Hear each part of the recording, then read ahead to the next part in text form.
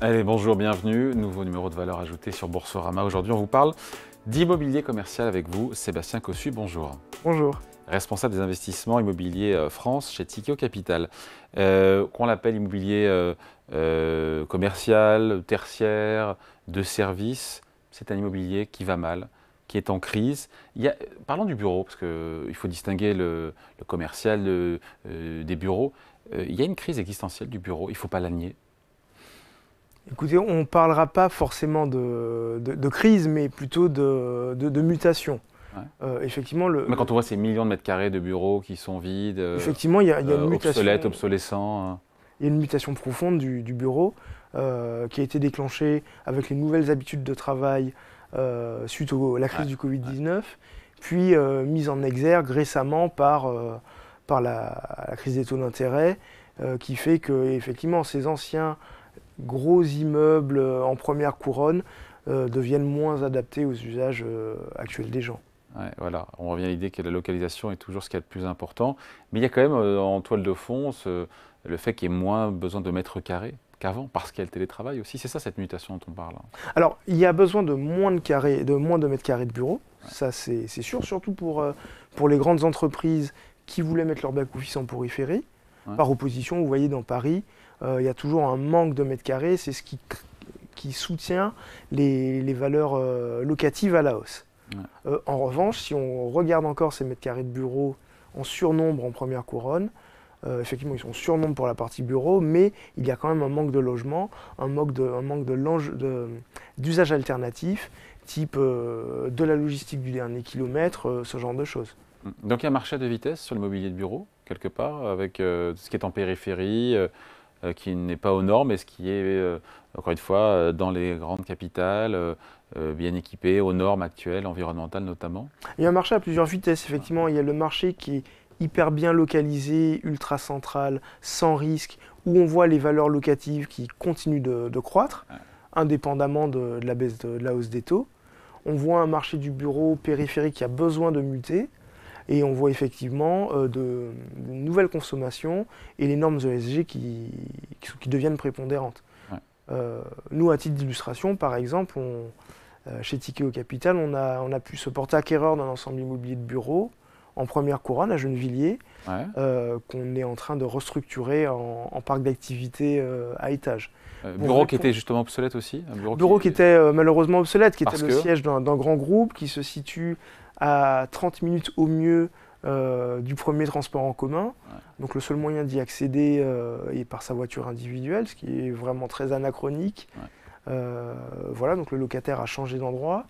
On aurait eu du mal à le continuer de le louer en bureau. En revanche, il était idéalement situé entre la 86 et la 15 pour délivrer très rapidement Paris, Et avec donc, un foncier remarquable. Et donc en transformation, en logistique du dernier kilomètre, à proximité du port de Gennevilliers, il s'agissait d'un endroit exceptionnel. Voilà. D'accord, donc c'est pour ça que transformation. Exactement, c'est pour ça que ça change. Et acheter à un prix beaucoup moins cher que... Alors malheureusement, on voit que toutes ces transactions, surtout après 2020, effectivement, c'est plus les prix d'avant. On parle souvent de décotes entre 40 et 60%. Ouais. C'est-à-dire que, est-ce qu'on est au creux de la vague? Ça, personne ne sait, mais ça recèle aussi des opportunités, même si certains diront, mais ça peut encore baisser. Ce qui est sûr, c'est qu'on peut transformer aussi des bureaux obsolètes en autre chose avec des plus-values potentielles à la clé. Exactement. C'est ça l'idée? C'est ça l'idée actuelle, c'est de prendre la balle au rebond et de faire muter tout ce parc qui est existant, même si l'immobilier ce n'est pas de la pâte à modeler, voilà, c'est-à-dire qu'il faudra s'adapter au bon usage. Un mauvais immeuble de bureau n'est pas forcément un bon immeuble résidentiel. Voilà, il faudra retravailler les trames des immeubles, mais en tout cas, il y a une seconde vie qui peut attendre ce parc qui est rendu obsolète. On parle des bureaux, on parle de quoi? On parle des commerces, on parle des hôtels, je ne sais pas, on parle de quoi Alors, en termes de classe d'actifs, effectivement, le bureau voilà, est sujet à question ces temps-ci.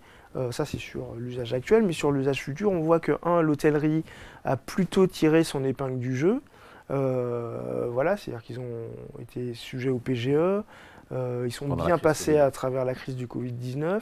Les gens qui sont restés chez eux ont recommencé à voyager. et à consommer du mètre carré hôtelier. Les Jeux Olympiques et la Coupe du Monde de rugby n'ont fait qu'accentuer cet engouement pour la classe d'actifs hôtelière. Donc c'est plutôt une classe d'actifs où nous on a plutôt de l'espoir. Voilà. Et en ce qui concerne le commerce, c'est une classe d'actifs qui était très décriée avant le Covid-19. Et nous, ce qu'on a vu pendant le Covid-19, c'est qu'effectivement, ne serait-ce que pour le commerce alimentaire, les gens continuent de consommer en réalité. Et c'est pour ça d'ailleurs qu'on a besoin de mètres carrés logistiques. C'est-à-dire que pour consommer le bien final, vous avez quand même besoin de le délivrer. Et avec les nouvelles habitudes de consommation, typiquement le e-commerce, vous avez quand même besoin de ces entrepôts pour pouvoir vous délivrer chez vous. D'où la thèse de mettre des points logistiques et d'activités à proximité des villes. Ouais. Donc on se dit quoi quelque part au moment de chaque crise, il y a des baisses de valorisation, il y a des remises en cause et il y a des opportunités. C'est aussi ça l'objet de cette vidéo. C'est-à-dire qu'au travers de l'exemple qu'on a eu sur cette opération Gennevilliers, qui date de quand? De 2020? Qui date de 2022. Ouais, il y en a d'autres, il y a d'autres opportunités comme ça. Après, il faut transformer. Voilà, il faut transformer l'usage, mais il faut voir ça d'un côté optimiste. Quand on est au creux de la vague, on a toutes les chances de remonter. Après, il y a aussi, on a souvent dit qu'il y avait un mur de la dette à refinancer par certains acteurs, justement en matière d'immobilier commercial. C'est des choses que vous regardez aussi, ça? Alors ça, pour nous, ce sera plutôt créateur d'opportunités, dans la mesure où effectivement, beaucoup d'acteurs se sont financés sur des valeurs hautes, à des leviers hauts entre 2018 et 2022. En général, ce sont des financements de 5 ans. Donc les financements 2018 arrivent à maturité entre 2022 et 2023, qui ne sont plus au même niveau. Pour les bons actifs, les banques sont compatissantes et vont accompagner leurs clients dans le temps. Pour des actifs un peu moins qualitatifs, il est probable que les banques poussent à l'avant. Et donc ça créera des opportunités, notamment de changement d'usage. Pour certains, effectivement, la vague sera peut-être un peu plus dure à passer, mais pour les plus optimistes d'entre nous, ça créera beaucoup d'opportunités, d'avoir des points d'entrée intéressants. Comme ça a été le cas, et on finit là-dessus, au moment de la grande crise financière en 2009. Comme ça a été le cas en 2009, comme ça a été le cas dans les années 90, où les banques ont beaucoup poussé à la cession, et qui a fait des points d'entrée intéressants pour tous les acteurs qui sont rentrés à ce moment-là. Pour les gens qui ont envie d'investir en immobilier, maintenant est la bonne période. Nous, on dit que voilà, c'est une opportunité qu'on voit que 2 fois dans sa vie. C'est maintenant. Et 2 fois, la première fois, c'était... c'était en 2009. La première fois, c'était en 2009, voilà. Okay. Allez, merci. Point de vue signé Sébastien Cossu, responsable des investissements immobiliers en France chez Tikeo Capital. Merci à vous. Merci.